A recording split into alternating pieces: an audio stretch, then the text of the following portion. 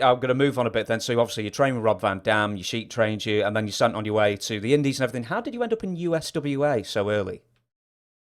How did we get there? Well, we met Jerry Lawler a couple weeks before we went down there, and he said he wanted us to come down, so we did, and that was that. It wasn't. It was a good experience. I wouldn't want to do it again. We didn't make any money. We starved. We actually starved. We didn't have any money, and but it was fun because we got to learn our trade. Yeah, what was with I mean, I've heard stories, eating raw potatoes for sustenance. So how did you survive on the road? What did you eat? Well, I drank a lot of protein powder because it was cheap and easy to carry. We always ate at like a country buffet or something buffet for lunch, and for dinner we always have a buffet where we could eat all we could. Yeah, is this where you were introduced to Waffle House? Yeah, I guess so. Is it still a staple after all these decades? Yeah, it's still around. Yeah. Yeah. What was your Waffle House order to like stay clean on the road? Poached eggs. I like poached eggs. Yeah. What, just like 10 poached eggs and that was it? Well, poached eggs and hash browns and toast and stuff. Yeah.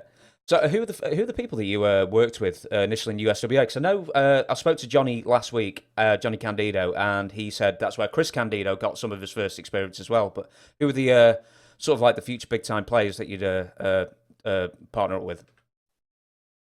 I partnered with this guy Judge Dredd. When we first went to USWA, I tagged with him against Robert Fuller and Jeff Jarrett. That was pretty cool. And I'm trying to think, like 1991. I'm trying to think who else was there. Like the Godfather might have been there at that time. I'm trying to think who else. No, there wasn't nobody there. Nobody that I knew. That nobody was still around now, other than Jeff Jarrett, Jerry Lawler, Eddie Gilbert was there a couple times, but there was nobody there really.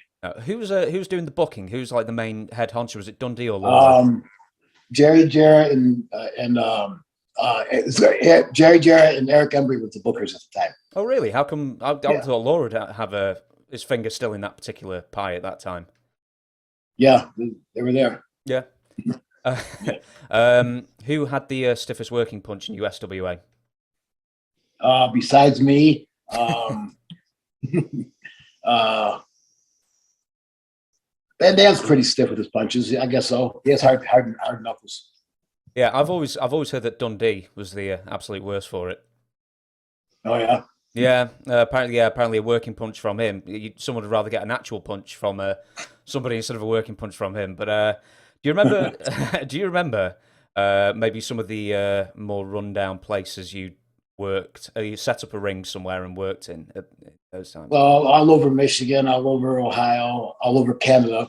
My first 2 years I started in Canada, Ontario. I spent 2 years up there. And I set the ring up every night and wrestled every night. That was cool. So just going back to USWA, do you remember just the weirdest place you set up a ring and held a show? Well, in Japan, I used to help them set the ring up there. We set it up in a riverbed one time. They had a match in the riverbed, a dried up riverbed. It was pretty cool. How many people turned up to that? A couple thousand. To a dried up riverbed? Yeah. Wow. Because it's cheaper than the arena, and it was an afternoon, daytime show in the summer, so we had it outdoors, and it saved them a lot of money.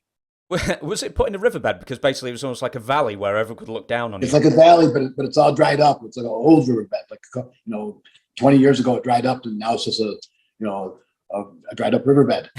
That's actually pretty ingenious, in fairness.